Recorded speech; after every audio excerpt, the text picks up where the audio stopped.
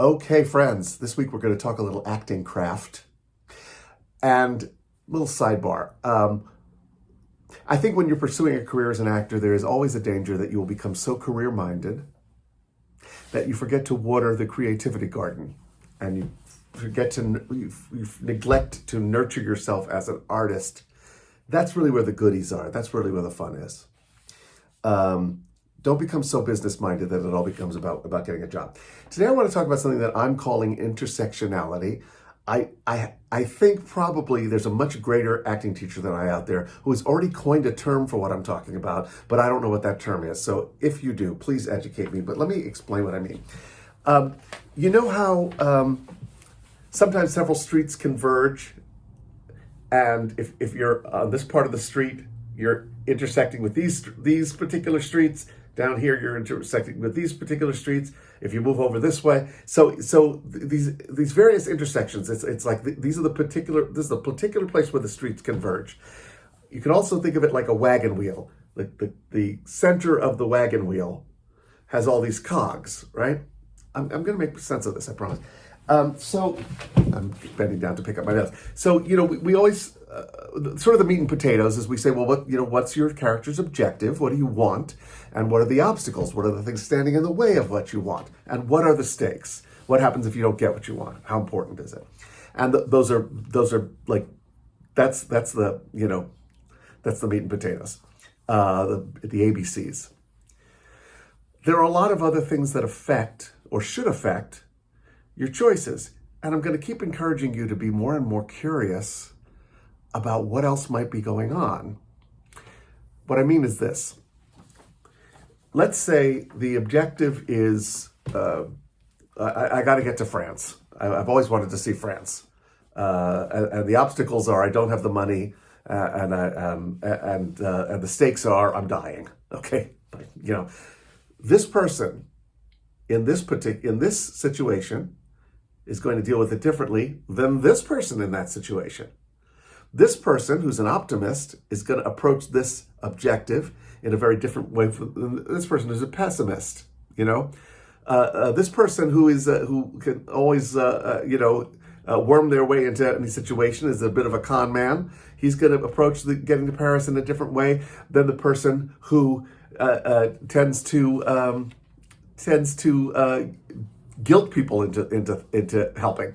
So already we have the same objective, obstacles, and stakes handled by different people.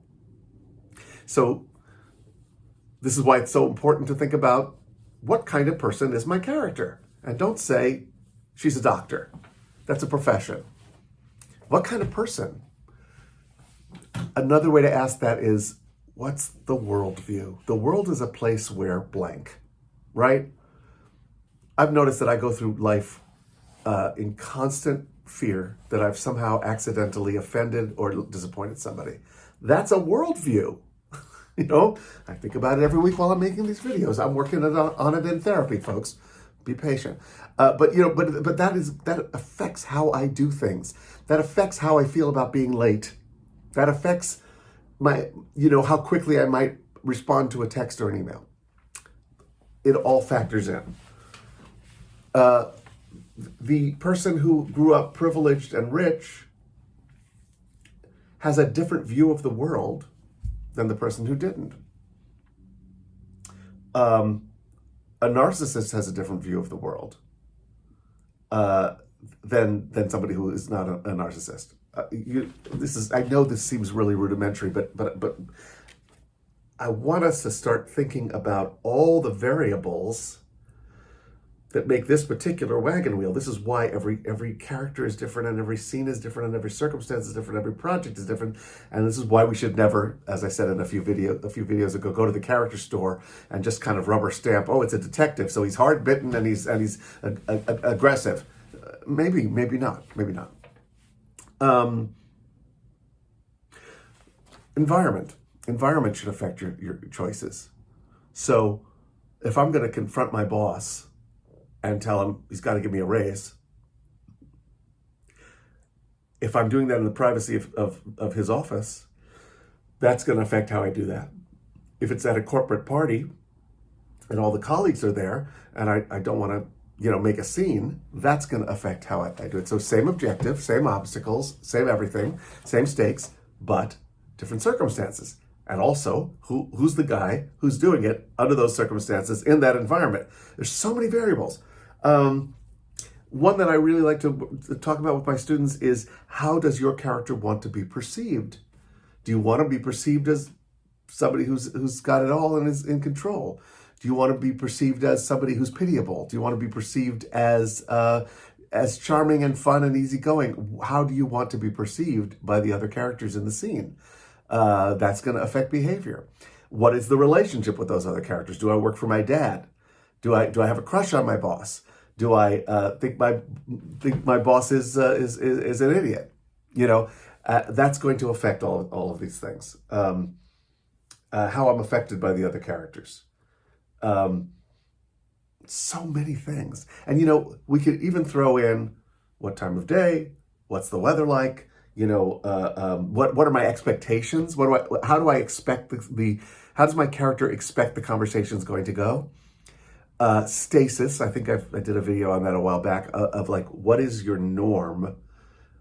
Under normal circumstances, the average Tuesday, nothing special has happened. Who are you in that circumstance? And what is that stasis like before the event launches that makes the scene happen? And then there's temporary factors like, do you have a cold? Did you not get enough sleep last night? Are you a little drunk? All of those things. Now I know you're all good actors. Let's just assume.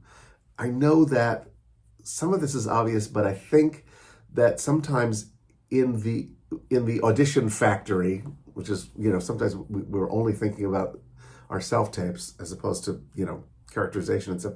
It's very easy to go, okay, got it. It's a fight. So we hate each other and we're filled with contempt. But, as opposed to going, oh, wait a minute, I'm having a fight, but I'm having a fight with my brother who I love and look up to. Oh, okay, that's different. Also, I've always thought of him as very reasonable, so I have more hope of getting through to him. Or he's always been a stubborn bastard. So all of these things, this is what's fun about this, is it's like tuning in a radio to various frequencies, and you get to sort of play with this, and your work becomes so much more nuanced and so much more stacked up, and you start to realize that several things can be true at once. I can